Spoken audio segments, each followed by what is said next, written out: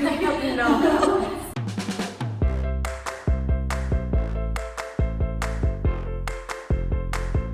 Hey guys, it's Molly here again for another video, and this is a video that was inspired by my girl Gabby Hannah here on YouTube. She does this is what caffeine withdrawal looks like, and different experiments on her body like that, and I thought it was super interesting. And nutrition and fueling my mind, body, and spirit has been a huge part of my journey to recovery after depression and vision loss. And with my hectic, crazy schedule where I'm constantly traveling for speaking engagements or to film, I feel like sometimes I slip up and don't treat my body the best, and I notice the difference. And so I kind of want to do this 2-day experiment. One day where I don't treat my body very well, which I feel like a lot of people don't, and it's not because they're trying to, it's because they don't necessarily know the best ways to fuel their body. I've been working with a nutritionist and a team of professionals for 10 years to help me, and I still mess up a lot. I feel like a lot of people just don't know the best ways to maximize energy and live your best life. So I kind of want to do that for a day, and then do the ultimate best things you can do for yourself for a day, and see, even just within a day, did I feel a difference? And spoiler alert, I did. I decided to meet with some coaches, HPI coaches, which is the Human Performance Institute, and they've been working for over 30 years to figure out, doing research and working with professional athletes and business people to help them be their best selves. And so I kind of had a conversation with them, met with them for an hour, picked their brain on the best practices, some do's and don'ts for just being your best self, maximizing your physical, emotional, and mental energy. HPI is actually something that Johnson & Johnson works on, which I feel like most of us just think of Johnson & Johnson as face wash, baby wipes, consumer products, but they actually do a lot more than that. They're researching treatments and cures for things like cancer and HIV. They have the 7-minute workout app, which I'll get into later because my dad and I been using that for years and I had zero idea it was theirs. And they do HPI. So that's who I've been involved with and working with on this project. Before I got into all the good stuff that they taught me about, I did all the wrong stuff. So on the first day, I woke up after not a very good night's sleep with a really nasty eye infection. My eye was glued shut. Sorry, that's gross. But I hadn't slept very well because my eye was leaking and sore all night. So I didn't sleep well, woke up to an eye infection, and started my morning with 0 protein and a ton of sugar. Good morning, world. Welcome to breakfast. And I know Frappuccinos are something a lot of people drink, and I'm not judging you if you do. A lot of my friends drink them. I just don't do well with a lot of sugar and dairy, and it just doesn't make me feel good. So I'm gonna see what it does, and I'm also gonna have some banana bread from Starbucks. Oh, 2 sips in, I'm like... Cheers to day 1 of treating my body not nicely. Instantly after that, I just felt stressed. I felt overwhelmed knowing the day I had ahead. I had a super important meeting, and now I was oh my God, I can't go to this meeting. I look like a red-eyed monster. And I've never had to deal with healthcare since I moved to America from Canada. So then we decided I had to push my meeting back, try to get to a doctor, and the day was just a frenzy. I felt like I had 0 time to take a breath. My brain was just spinning, and it was a lot. On my way to urgent care. Yay, first venture into American medical care. Welcome to the doctor's office.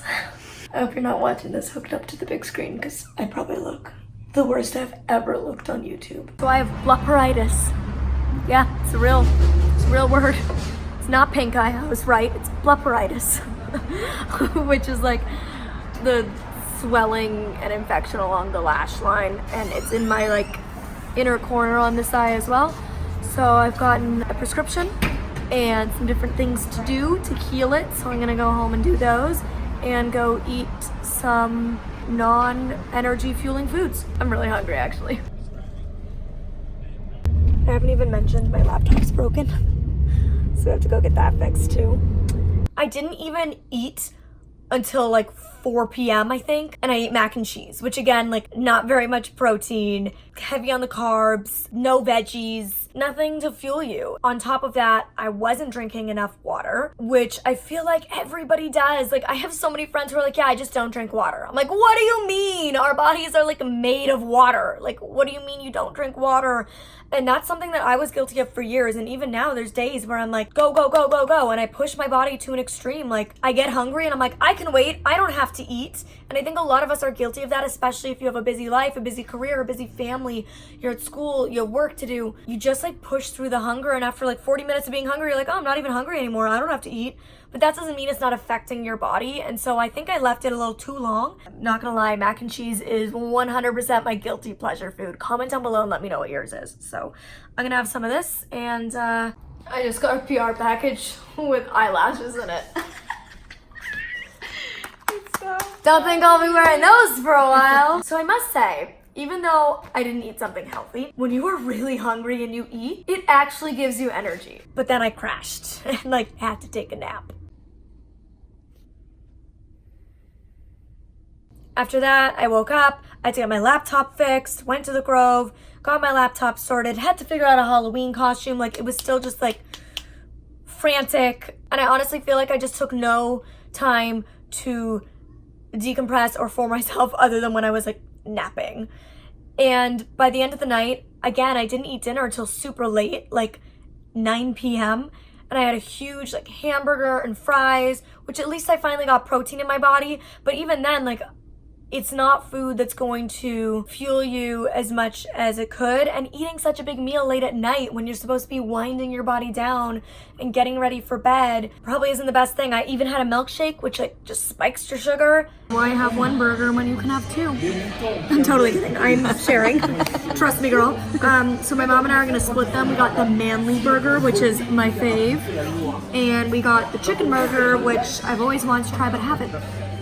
And fries. So I thought, why not just go all out and finish my night with a bang with a vanilla milkshake. I usually get chocolate. It's bigger than I remember.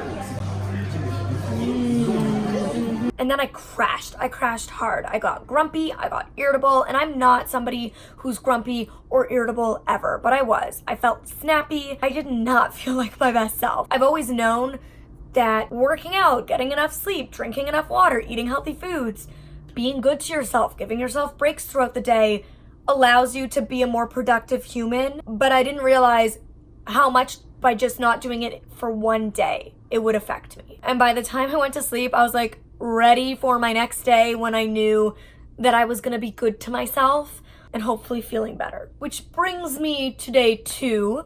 I woke up already feeling a lot better. Even though I woke up earlier than I did the day before, I felt better because I had slept better. My eye was starting to feel better from the medicated eye drops I had got and the eye washes I had done. I started my day off right. I had a good fruit smoothie, drank my lemon water. So I'm having lemon and ginger water. And then we move on to my apple cider vinegar. Then all my ingredients for a smoothie, yogurt for some protein and some fruits.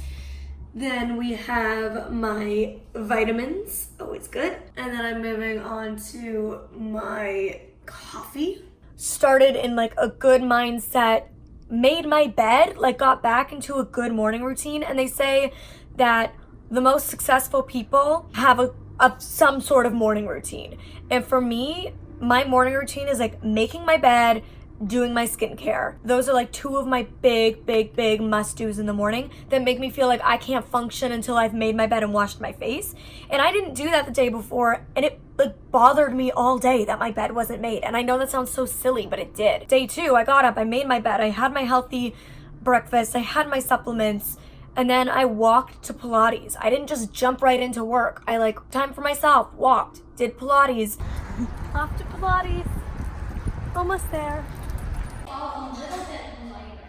So you can reach back with your hand and tip your headrest down. Remember, because it wakes up the little muscles underneath. And then even though I had to go straight to a meeting from Pilates, like literally changed in the bathroom at the Pilates studio to get to my meeting on time, I like took time in the car to just like close my eyes for a minute and breathe and like give myself a moment of gratitude and focus, not just like checking emails, go, go, go, pushing myself.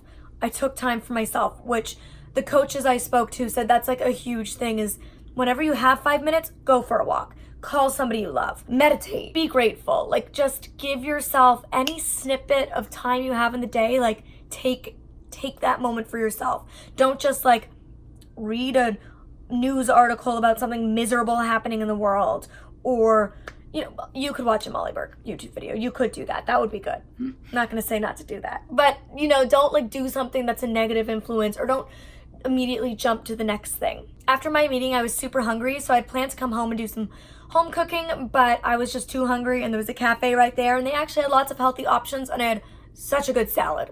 So I just got out of my meeting, and I was going to go home and eat, but I'm really hungry, and there was a cafe here that had healthy options, so I'm having pretty much what I would have had if I went home, which is a kale pesto chicken salad. We've got protein, we've got veggies, we've got flavor, and then I'm just having water out of my bee water bottle. After my salad and my water, I continue to feel fueled. They also mentioned that caffeine stays in your body for 8 to 10 hours, which I didn't know. I'm guilty of usually like drinking green tea all throughout the day and then working out late at night. But they said to stop drinking your caffeine 8 to 10 hours before you plan to go to bed, which I thought was a really good tip.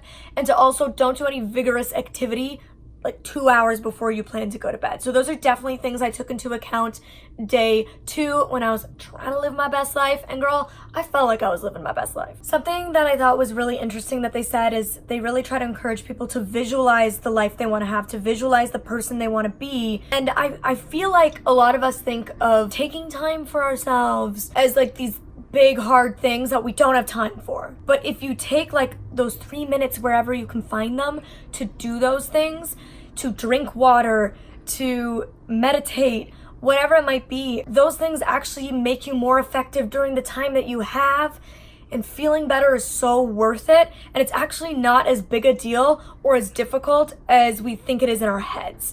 And they actually recommended putting like a list on your fridge of 5 things you can do when you're feeling stressed. 5 things you can do, easy things that you can do when you have 3 minutes free in your day, that will allow the rest of the day where you are working and you are busy and you are pushing through stuff to be more effective. I feel like as somebody who runs my own business, is blind, is 24, living in, a new country still, like I've only been here since January, I feel like I can often feel overwhelmed and like, go, go, go, I can't stop, this is all on me, it's a lot of pressure. And it was nice to just be like, no, I can breathe. I can do a 7-minute workout. And that's something that my dad, like it's an app he told me about years ago, because he travels a lot for work, I travel a lot for work, and working out is important, but you can't always do it when you're on the road. But like 7 minutes, you can do that in a hotel room, you can do that at the airport, you can do it wherever you are. And that's something that I really appreciated doing today. I mean,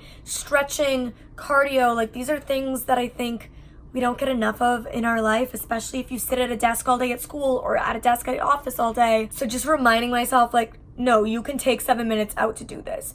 You can take time in the morning, get up a little bit earlier than you would, and like go do your workout, because it actually makes you feel so much more energized and so much better for the day. I made sure to end my day with another good, healthy meal, not eating too late at night, but having a snack if I needed it, which I did. I had like a little handful of nuts, like a little chipmunk. Then I just went for like a relaxing swim before bed. I'm not even gonna say swim, I'm really just treading. I'm really just swimming like Gallop would. Not too close to sleep, not too vigorous a workout, but just like a relaxing zen time.